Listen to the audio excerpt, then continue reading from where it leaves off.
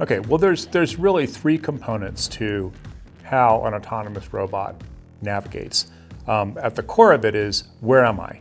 So you can't figure out where to go if you don't know where you are. So having the ability to get pinpoint localization on where you are in space is kind of the first step. The next step is, what does my environment look like? And that's where things like the cameras and the visual SLAM and lidar come into play in terms of sort of building that map in the robot's mind of what their environment looks like. The third part is then determining, what is my path within that environment and what obstacles do I need to avoid? Where do I need to turn? What do I need to do to get back home?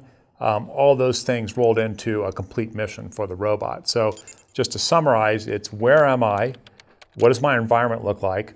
Where do I need to go? And then how do I complete the mission and get back home? And we've got an entire video on how that works with our Luna platform, both in terms of a conceptual animation as well as a visual deployment of a real robotic device on our website. So click on the URL if you want to find out more about that.